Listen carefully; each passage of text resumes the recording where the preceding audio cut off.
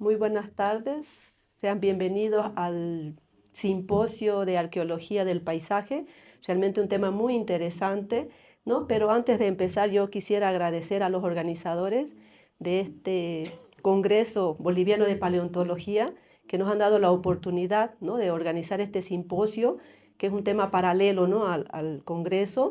Agradecer a los organizadores, en especial al doctor Giovanni Ríos y también al doctor Mario Suárez, que hace posible como presidente, ¿no?, para que se realice este tipo de eventos aquí en Bolivia.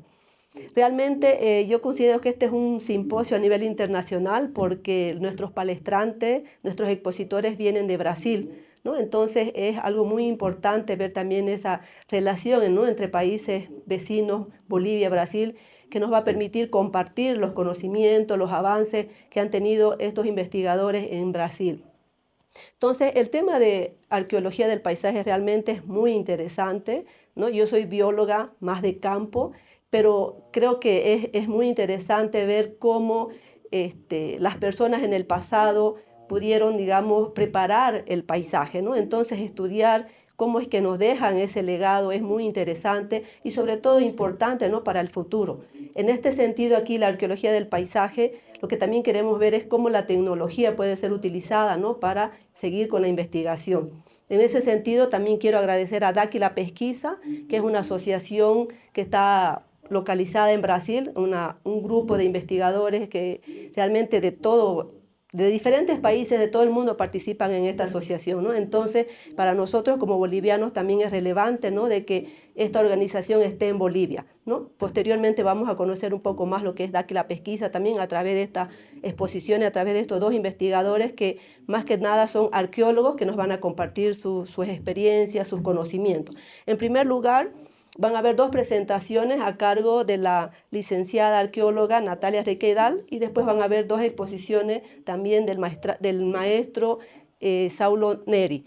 Primero va a pasar Natalia Requeidal con dos exposiciones, ¿no?, y va a haber un tiempo de pregunta y después pasa el maestro Saulo, que también le vamos a dar un tiempo de pregunta.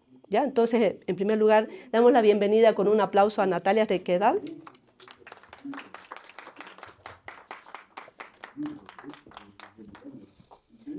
Buenas tardes. Bueno, me recibí en la universidad en Brasil, no Rio Grande do Sul, en la Federal.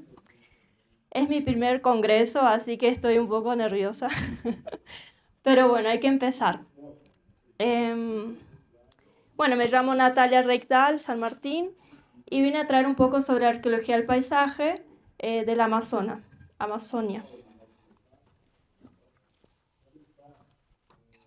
Bueno, nuestra área de estudio está... Voy a cerrar la mano.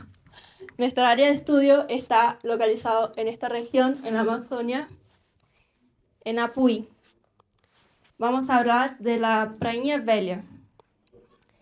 El contexto es de los seringales que jugaron un papel central en la economía amazónica durante el primer ciclo del caucho, generando asentamientos extractivistas a lo largo de los ríos.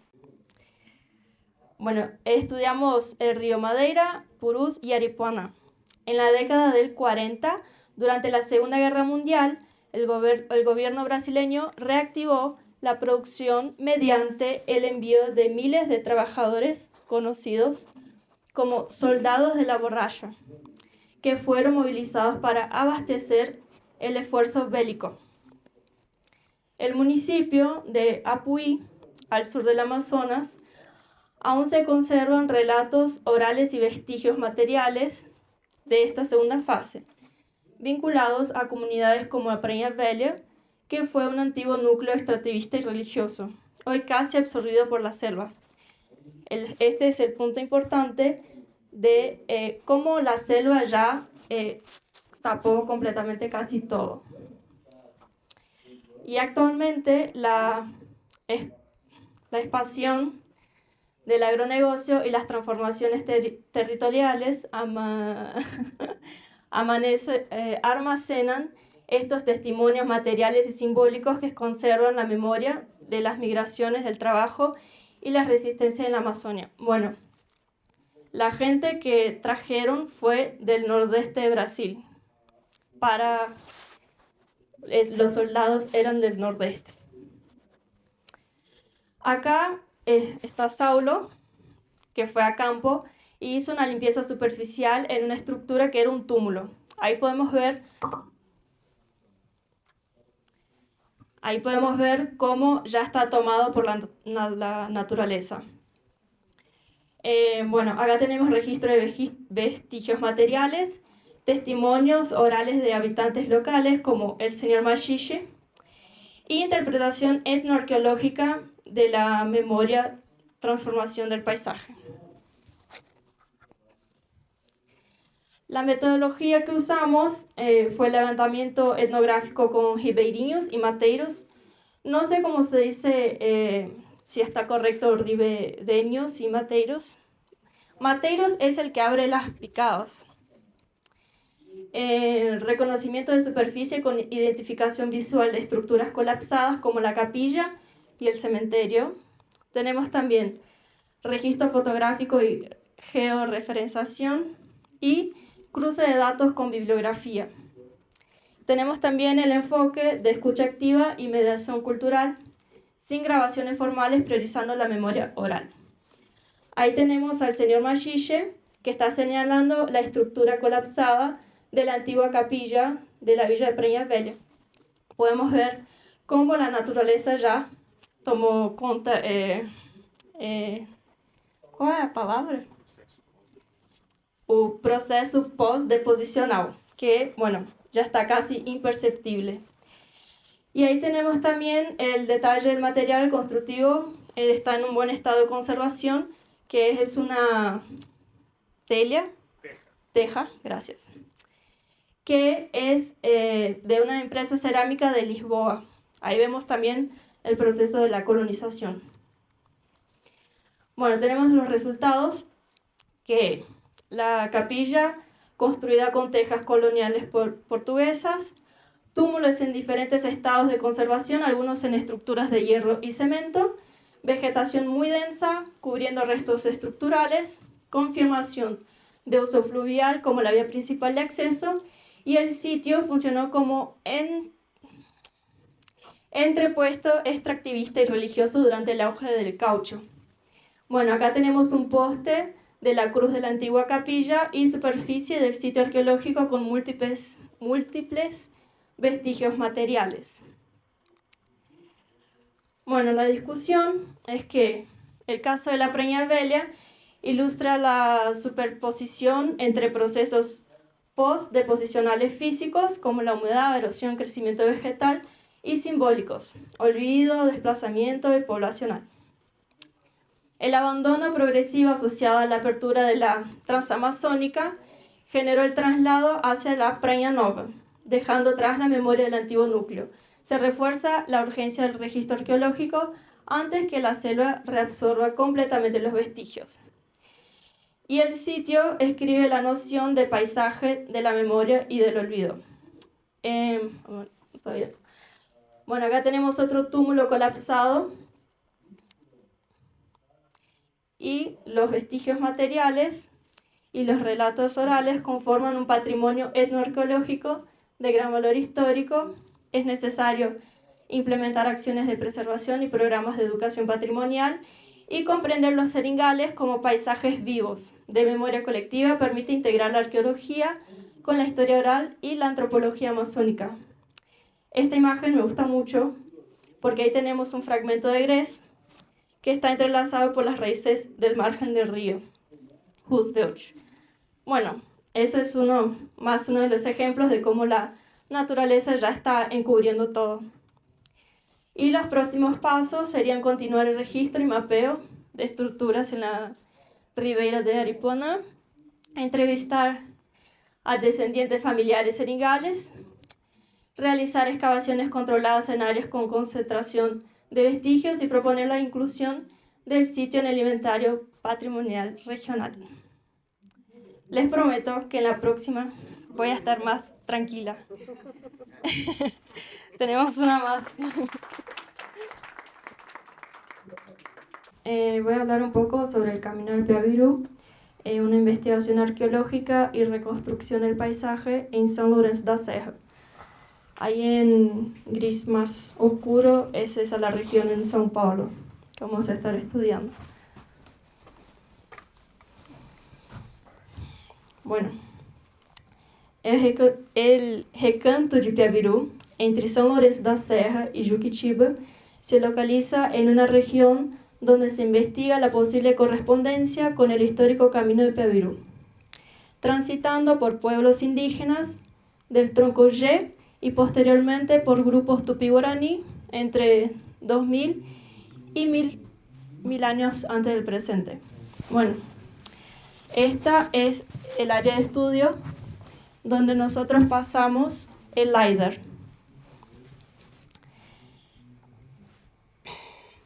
Bueno, los paisajes Y la conexión con el Camino del Piabiru. Desde hace más de 1800 años, los pueblos Y meridionales desarrollaron una profunda relación con la tierra y el bosque de Araucaria, construyendo casas subterráneas, silos, montículos y aldeas circulares en los altos planaltos del sur brasileño. Acá les traigo un ejemplo. Esas estructuras reflejan una tecnología de manejo del suelo y una cosmovisión en la que el paisaje era parte viva de la comunidad. Los G practicaban agricultura diversificada, almacenamiento de alimentos como el piñón y el maíz y un manejo agroforestal avanzado. En este contexto, el Camino del Piabiru puede extenderse como una herencia de estos paisajes construidos donde la ingeniería indígena de la tierra sirvió de base para rutas de circulación, intercambio y memoria que más tarde serían reutilizados por grupos tupí-guaraní. Acá traje una imagen que ilustraron cómo sería, cómo lo visualizaríamos en campo actualmente. Yo nunca iría a imaginar que esto era esto. Entonces ahí vemos cómo la naturaleza toma cuenta de todo. Así que es muy importante, ¿no?, la arqueología del paisaje acá también en esto. Y esto llegaba a casi 8 metros de profundidad, estas casas. Acá traigo una imagen del LiDAR que utilizamos. Bueno, el objetivo es el análisis detallado y la revitalización de estructuras arqueológicas vinculadas al Camino del Piabiru en São Paulo, iniciando por la región São Lourenço da Serra. Los objetivos específicos son identificar posibles ramales, o sea, ramales secundarios del Camino del Piabiru, aplicar las tecnologías no invasivas como el LiDAR e integrar saberes técnicos con memorias locales. Este es el lugar que estudiamos en São Lourenço da Serra. Esto en naranja es todo lo que nosotros caminamos, lo que identificamos y bueno, en busca de esas estructuras de tierra. El contexto etnohistórico. Bueno, la región que hoy corresponde al estado de São Paulo, incluyendo áreas como São Lourenço da Serra, fue habitada por una rica diversidad de etnias indígenas. Entre ellas se destacaban los guaraníes y los guayanás, pueblos que desempeñaron un papel crucial en la utilización y mantenimiento del Camino del Piabiru. Este camino no era solo una ruta de paso, sino un eje vital para el comercio, la migración y el intercambio cultural entre distintos grupos indígenas. Acá les traigo una imagen de Nimuendayú, que es un mapa etnohistórico. Acá tenemos los troncos de los grupos indígenas. Nuestra área de estudio está por acá. Y ahí tenemos los tupiniquí, guaraní, guayaná. Acá traje otro mapa, que es el Camino del Piabiru, en rojo más marcado. Es el ramal principal que tenemos en São Paulo y en menor densidad serían los ramales secundarios. Nuestra área de estudio es por acá. Bueno, ya está dicho. La metodología. Acá usamos la aplicación de la tecnología LiDAR. Acá traje otra perspectiva que utilizamos. Procesamiento digital y usos de mapas topográficos, revisión de mapas etnohistóricos como el anterior, entrevistas y jornadas de conversación con habitantes locales y la integración entre saberes técnicos y conocimientos tradicionales. Acá en el pueblo donde fuimos a cambiar conocimiento, porque ya tienen muchas áreas mapeadas, se dice, no sé, del camino, y acá, bueno, nuestra área de estudio. Acá tenemos las transformaciones y desplazamientos que causó la colonización. Bueno, el proceso de colonización provocó desplazamientos forzados de pueblos indígenas y reconfiguración del territorio. Muchos tramos del Camino del Piabirú fueron reutilizados como rutas coloniales o absorbidos por nuevas formas de ocupación. La imposición de estructuras de control como misiones e iglesias fragmentaron la transmisión oral y la continuidad del uso del camino. El resultado fue la desarticulación de la red original y la pérdida de referencias culturales claves. Bueno, ahí tenemos la aculturación, que la aculturación silenció memorias colectivas y desvalorizó los paisajes sagrados y funcionales de los pueblos originarios. A pesar de ello, subsisten relatos orales, prácticas agrícolas tradicionales y conocimientos sobre el uso simbólico del territorio. Las estructuras arqueológicas actuales como silos, tejazos y caminos son testimonios de una memoria viva. Bueno, acá tenemos como referencia el grupo Y, que ellos hacían esas estructuras de silos y las terrazas. Bueno, reconstruir el Camino del Piabirú implica recuperar también su dimensión cultural y espiritual para los pueblos originarios. Acá traigo un mapa geomorfológico, que es el área de estudio, está ubicada en una zona de transición entre el altiplano paulista y el litoral atlántico. Predominan las formas de relieve suaves con colinas aplanadas y valles fluviales. Esta configuración facilita la circulación peatonal y el relieve es clave para entender la elección de rutas por parte de los pueblos indígenas. Bueno, traemos todas estas cuestiones para poder justificar por qué a donde pasamos el LiDAR puede ser un ramal secundario. Bueno, acá tenemos el modelo digital del terreno. Esto fue... Espera.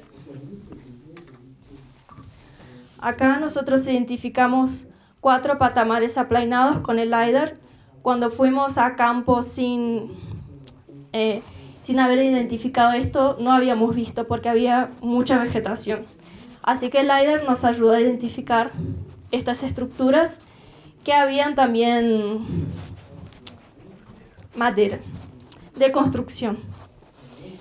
Acá también es un posible camino del Piabirú, que es una hipótesis. Y allá también tenemos un lugar donde algunos dicen que es sagrado, otros dicen que era para agricultura. Se reutilizó. ¿Es un hueco? ¿Dónde? ¿Un buraco? No, esto es para arriba. Es una montaña. ¿El que está a la derecha? Este. ¿Es un buraco? No, es para arriba. Sí. Sí, acá tenemos... Es por dentro. Acá está más bajo y va subiendo.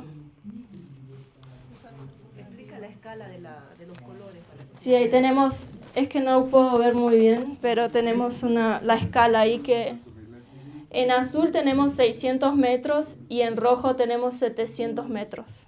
A ver, perdóname, 600 el verde. El azul. Al azul. Y acá arriba 100. 700, exacto. Bueno, esa estructura sería esta. Justo acá. Nosotros caminamos todo esto. Acá y acá arriba. No es artificial eso. Esto es artificial. Fue hecho, es antrópico. Pero tiene varias teorías. Unos dicen que... ¿Ah? Sí, no. Son como terrazas para plantar. Y otros dicen que era un lugar religioso. Pero no encontramos nada así simbólico. Pero lo que se ve es como si fueran terrazas todos. Sí, son terrazas, son como escaleras gigantes. Bueno, estas fueron las estructuras de tierra que encontramos ahí. Se identificaron terrazas, silos. Esto deducimos que es un silo. Y esto es un corte antrópico a donde identificamos las plataformas. Estas 4 plataformas que identificamos con el LiDAR. Las estructuras están ubicadas en laderas con baja pendiente, cerca de fuentes de agua. Según relatos locales, algunas fueron usadas para almacenar alimentos y tienen origen precolonial. Su distribución responde a patrones funcionales y simbólicos descritos en la arqueología del paisaje. Acá entra una persona, no sé, de 1,80 m. Es alto. Y estas son las estructuras lineales que encontramos ahí, usando el LiDAR también. Y la hipótesis es de que las estructuras lineales identificadas en São Lourenço da Serra forman parte del Camino del Piauí. Se basa en los factores geográficos y geomorfológicos que hacen de esta región una ruta estratégica y viable. La topografía de la cuenca del río Juquiá, con pasos naturales menos empinados, facilita el cruce entre el litoral y el interior. La proximidad a los cursos de agua, además de proporcionar alimentos, también facilita la navegación. Acá vemos que es bien cerca del agua. Y su distribución responde a patrones funcionales y simbólicos descritos en la arqueología del paisaje. Sí. Perdón, creo que me confundí, pero bueno. Estos elementos combinados refuerzan la plausibilidad que dichas estructuras sean vestigios de esa antigua red de caminos indígenas. Y no sé si... Perdón, querida. Pues sí, decime. La fotografía es un Piauí, ¿no? Sí, es una hipótesis. Sí. No, que es un Piauí. Sí. Yo camino en un Piauí. Sí, tiene el pasto, como dicen que es en el camino del Piauí. Y también, bueno, creemos que sí, realmente sea porque como hubo la prohibición del camino, el ramal principal, en 1550, bueno, tuvieron que encontrar otros lugares para poder hacer el tránsito. Y bueno, acá tengo un mapa de altitud. El análisis altimétrico revela que las estructuras están localizadas entre 700 y 850 metros sobre el nivel del mar. Estas altitudes corresponden a zonas de transición con menor pendiente y de fácil acceso. Los antiguos caminos aprovechaban estos tramos para atravesar la Serra do Mar, y la altitud también influye en las conservaciones de las estructuras detectadas. Bueno, diríamos que el cruce sería más o menos por acá, por las evidencias que tenemos. Y la relevancia arqueológica es el conjunto de evidencias apunta a una ocupación indígena anterior al periodo colonial, que sería el grupo Y. Las estructuras de tierras presentan patrones constructivos compatibles con los observados en sitios asociados a pueblos Y meridionales. Y la deposición espacial indica planificación y conocimiento territorial, y la continuidad del uso sugiere reocupación y resignificación del espacio en diferentes periodos. Acá traigo la discusión del área que estudiamos, que las estructuras identificadas cumplían roles tanto funcionales como simbólicos. Funcional sería la circulación, agricultura y almacenamiento. La simbólica, posible espacio ceremonial y memoria colectiva. Y posible intensificación del uso tras la prohibición oficial del camino principal en 1550.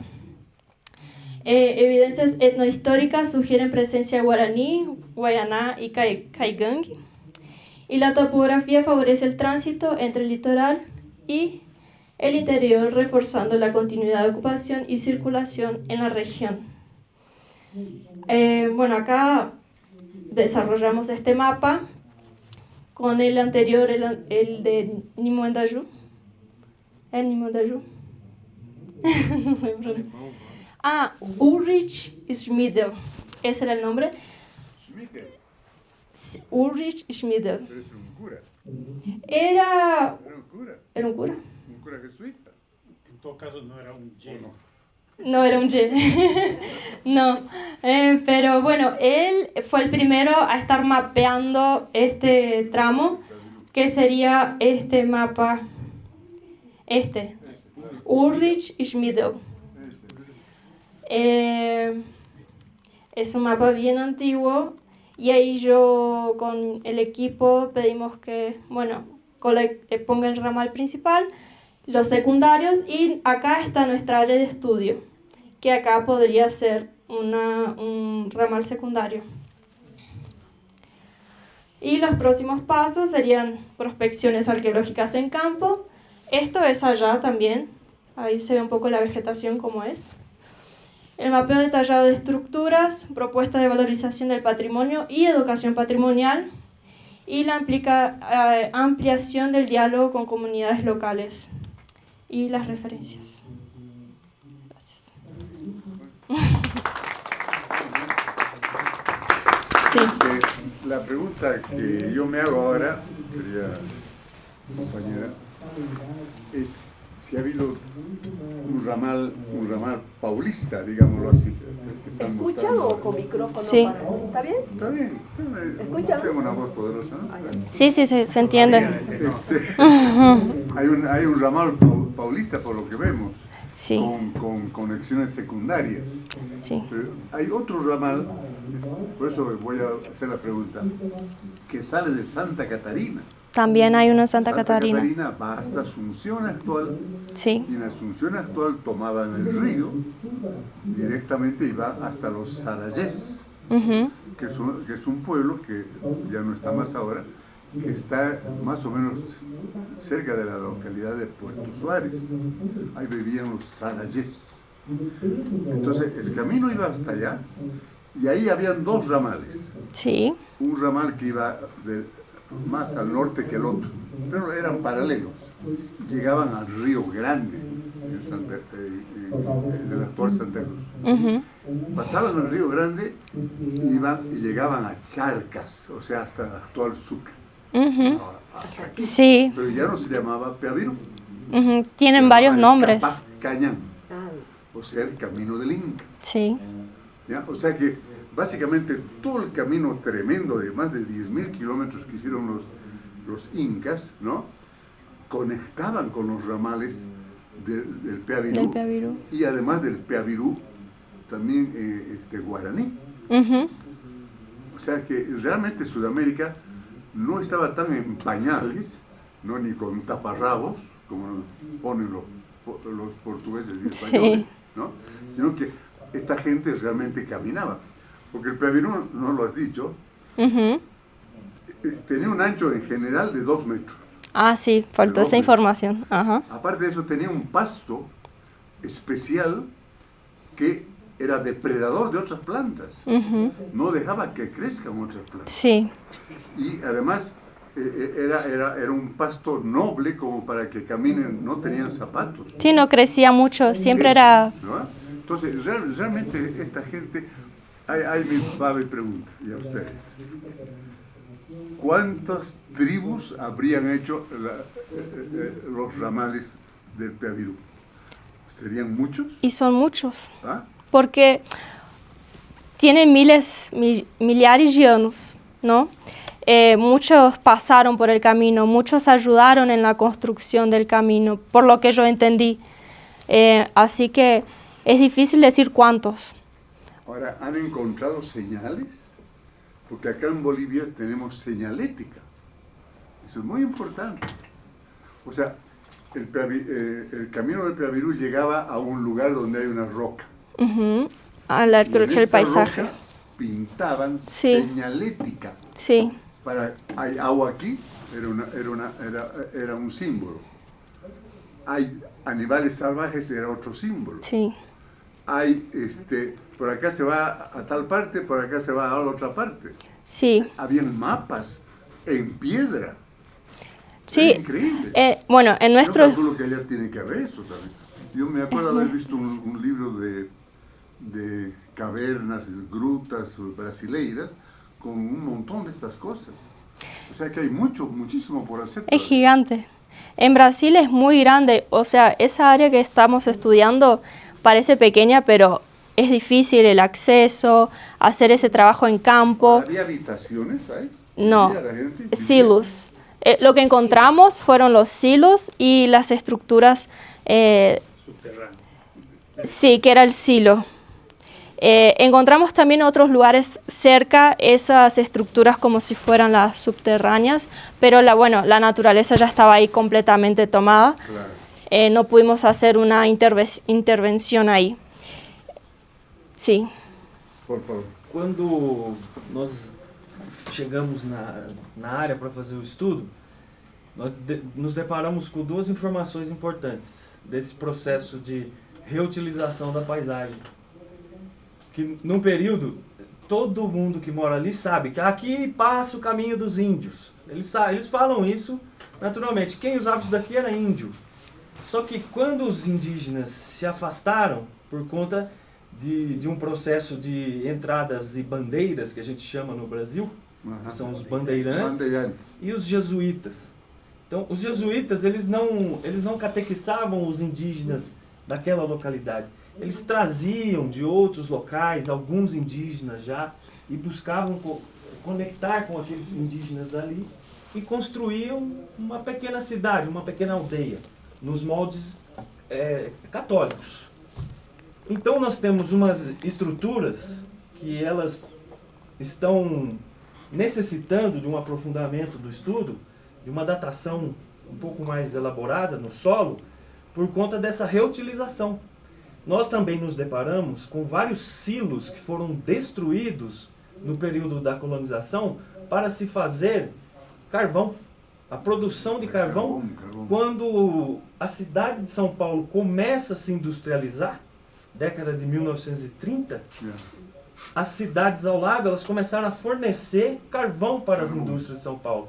Então, muitos silos foram reutilizados pela indústria carvoeira. Eles cortavam a floresta e colocavam a floresta dentro da... Pegavam. E esse silo, ele acabou tendo a face dele, né? O que ele representaria, a forma que a gente identificar ele, destruída. Então a gente encontra muito disso daí nessa propriedade. Tem muito. Inclusive com tijolos em cima.